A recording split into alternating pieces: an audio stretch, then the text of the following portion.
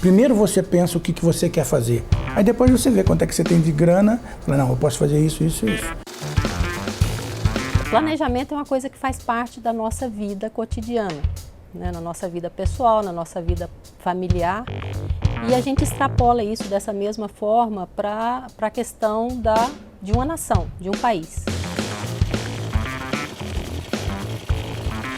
Discutir orçamento público é discutir como efetivar, como garantir na vida de cada pessoa os nossos direitos.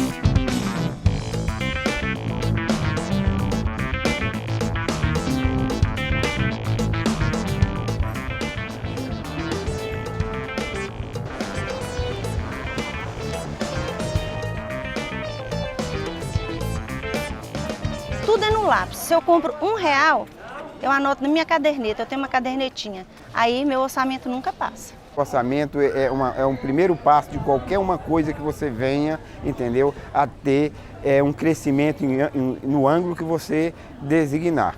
Tudo que eu devo, eu já sei quando vai chegar, vamos supor, fatura de cartão, já sei tudo. Eu sempre procuro me organizar para não ultrapassar o que eu ganho, né? É um controle da vida, né? Se controlar, para não passar a dever muito. A gente deve ter o controle, porque nada sem controle não vai à frente, né?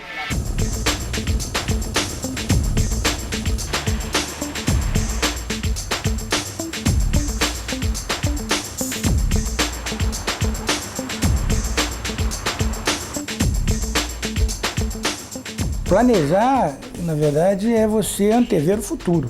A gente não faz planejamento sem consultar literatura especializada, jornal todo dia, né? Opiniões variadas prós e contras. Enfim, é um exercício cotidiano relativamente complexo de antever o futuro, né? Não é mágica, não é feitiçaria, né? É técnica.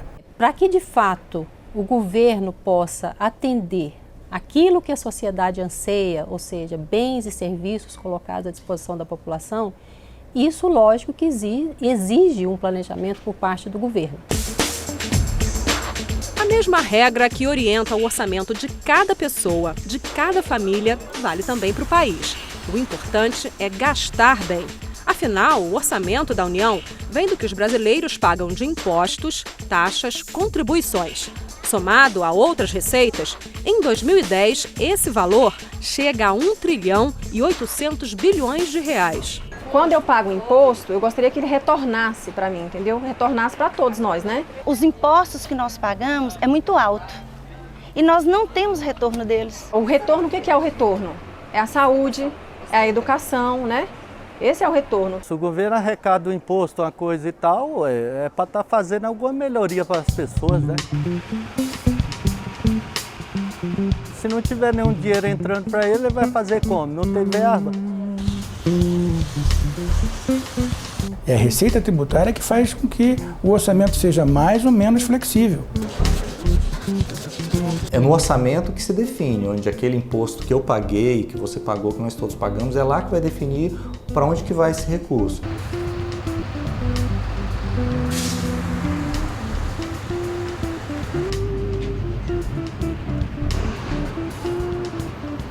Planejar e executar o orçamento do país é tão importante que todo o processo está previsto na Constituição e em leis específicas. Tudo começa com um plano plurianual, que é uma projeção que o governo faz para 4 anos. O PPA é a rocha matriz de todo o processo de planejamento. O Plano Plurianual, o PPA, é elaborado no primeiro ano do mandato de cada presidente da República e vale até o primeiro ano do mandato seguinte. O objetivo é garantir a continuidade das políticas de governo. O atual, ele foi elaborado com vigência de 2008 a 2011.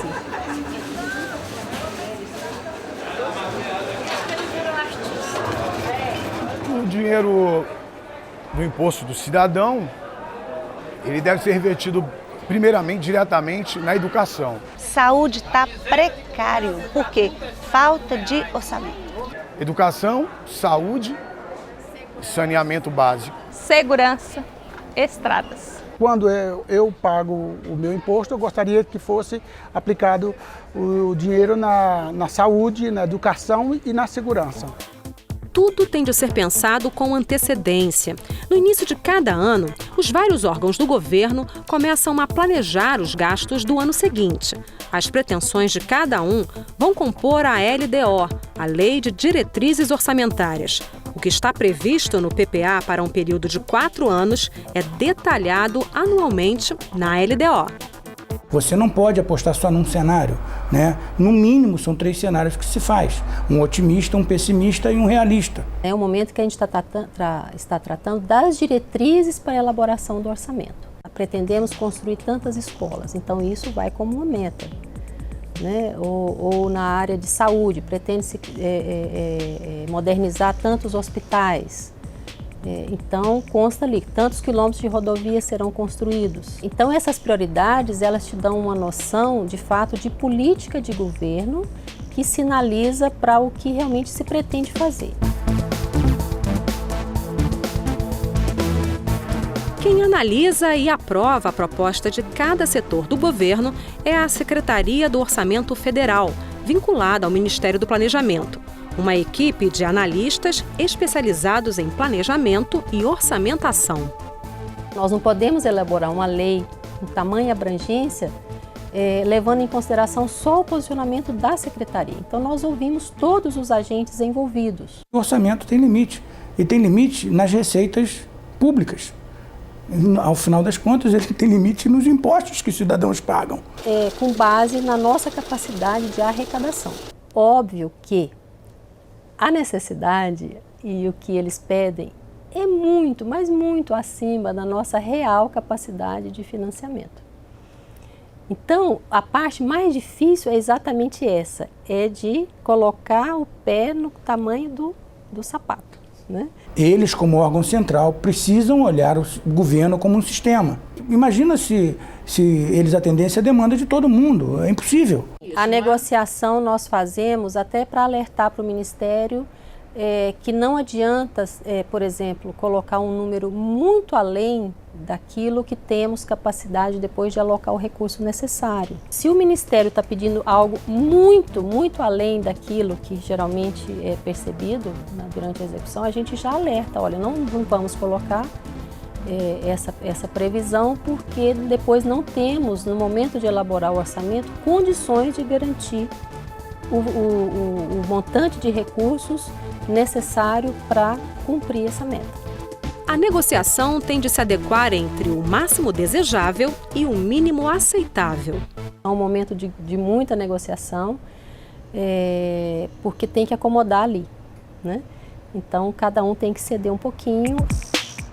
As propostas orçamentárias dos outros poderes, o Legislativo e o Judiciário, também são analisadas pela Secretaria de Orçamento Federal, mas a maior parte dos recursos é do Executivo. A discussão se dá na equipe técnica, a diretoria da SOF também entra na discussão, tem aquele momento que eu entro também, a gente chama o secretário executivo de cada ministério ou até o próprio ministro em determinadas situações. Então, quando sai o documento, a proposta, ela sai numa situação de consenso. Foram 3 interlocuções formais. Informais a gente faz todo dia. Os cenários que a gente traçou, por sorte, foram cenários bastante realistas e que foram muito bem recebidos na SOF. E é aqui que a gente formaliza, dá todo o fechamento para que isso seja remetido ao Congresso Nacional. A proposta de gastos do Executivo tem que chegar ao Congresso Nacional até 15 de abril. Deputados e senadores fazem as mudanças que julgam necessárias para melhor distribuir o dinheiro público. Todos os anos temos que votar essa lei chamada Lei Orçamentária, onde se estima tudo que vai arrecadar e setor por setor aonde essas verbas vão ser gastas.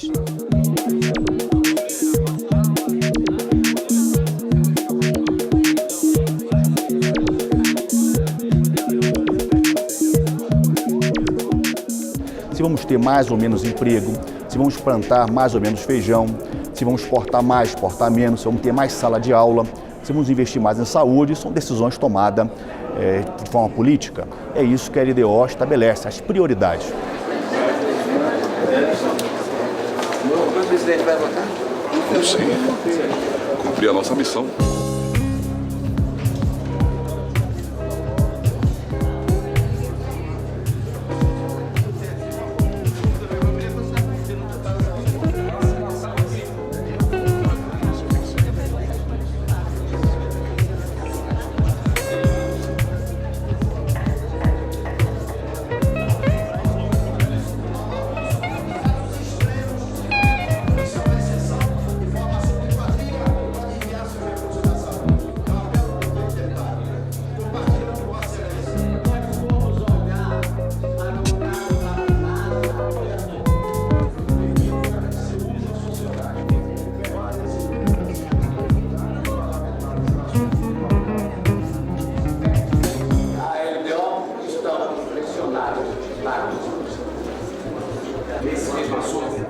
O relator exerce uma função chave. Cabe a ele a tarefa de analisar a proposta de LDO enviada pelo governo. Para isso, conta com a participação de consultores técnicos da Câmara e do Senado. A Lei de Diretrizes Orçamentárias organiza o orçamento anual de acordo com as metas do PPA, o planejamento de 4 anos. Relatar é dialogar. É você ter um diálogo aberto com a oposição, com a situação, né, com o próprio executivo, que é quem envia a mensagem.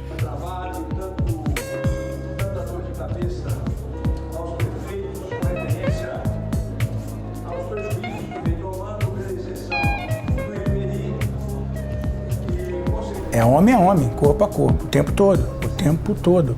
Nós temos uma assessoria parlamentar que monitora esse ciclo dentro do Congresso Nacional todo santo dia durante o processo de tramitação das leis. O objetivo maior do conteúdo deste crédito da MP 459. E Vossa Excelência está fazendo uma pequena pergunta. Vossa Excelência não acha que mesmo nessa crise...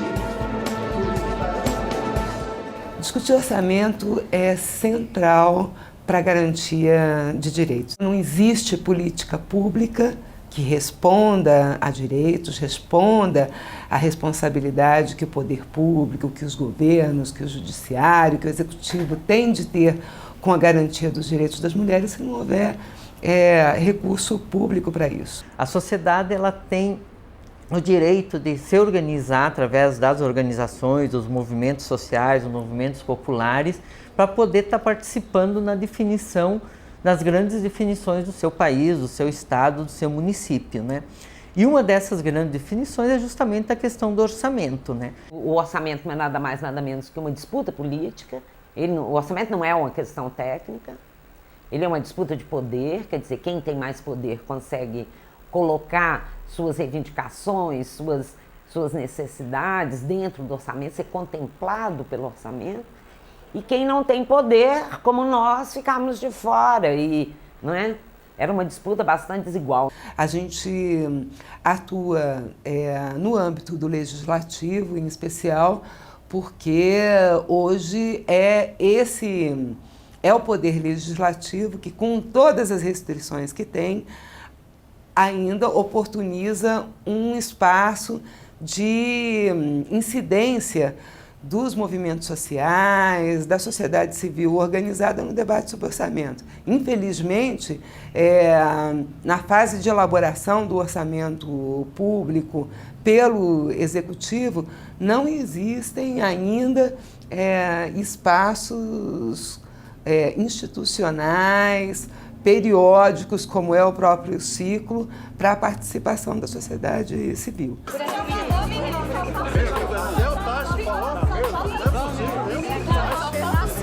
Depois na volta a gente fala.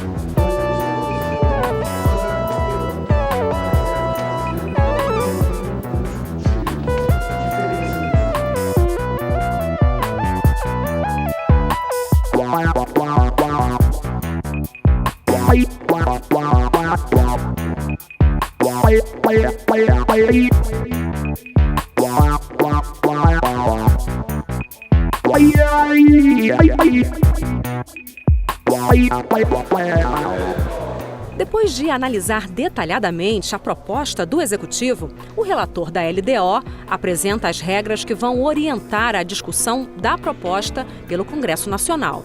Você vai pedir na Lei de Diretrizes Orçamentárias recursos para edificar uma obra estruturante, importante para a sociedade.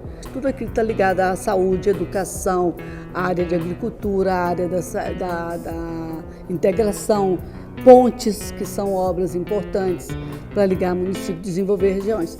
Então a LDO, quando o projeto está na LDO, verdadeiramente ele está aceito pelo Orçamento da União. Cada parlamentar, as comissões permanentes do Senado e da Câmara e as bancadas estaduais podem apresentar até 5 emendas ao projeto da LDO e podem apresentar também sugestões de alteração do texto. Mais simples, as chamadas emendas de texto não têm limite de número. É um instrumento muito democrático. É o momento em que o cidadão, a sociedade civil organizada, pode atuar junto a esses atores e apresentar suas demandas para que essas demandas sejam transformadas em emendas e que posteriormente possam ser acatadas pelo relator. A meta proposta na LDO está muito aquém dos previstos no Plano Plurianual de Investimento e essa emenda tem um acréscimo de mais 150 unidades, o que vai totalizar 260. Nós queremos que os parlamentares incluam no orçamento da União o recurso de custeio, aliado a emendas também parlamentares para aquisição de equipamentos para melhorar a infraestrutura curativa e preventiva do município de São Gabriel.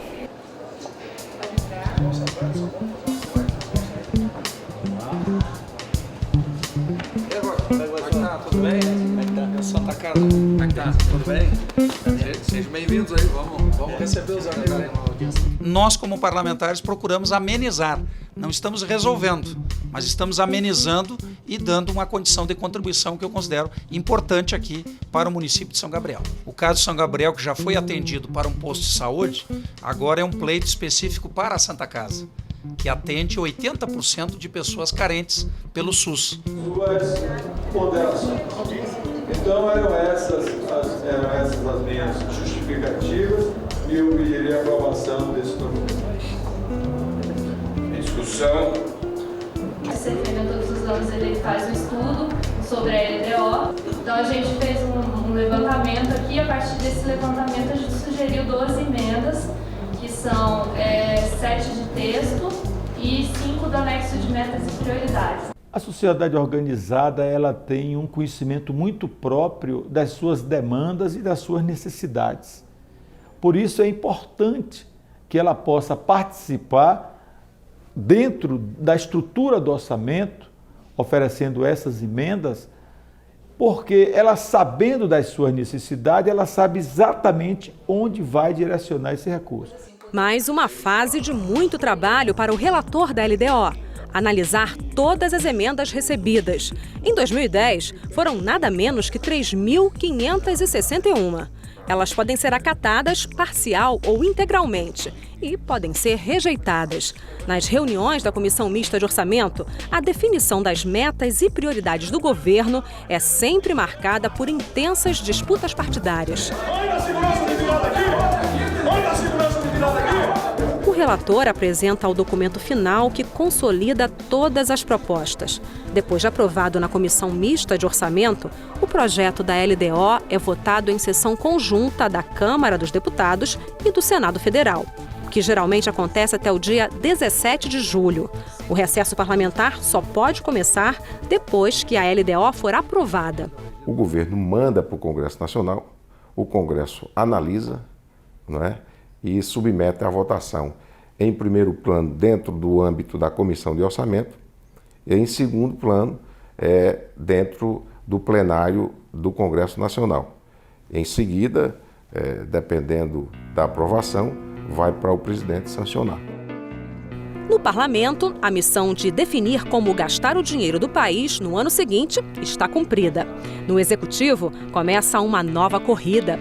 A partir da Lei de Diretrizes Orçamentárias, os órgãos do governo preparam uma nova proposta de trabalho, agora com indicação detalhada de custos e valores. É o projeto da Lei Orçamentária Anual, que deve chegar ao Congresso até o dia 31 de agosto, quando recomeça o trabalho dos parlamentares na definição do orçamento do país. Wow.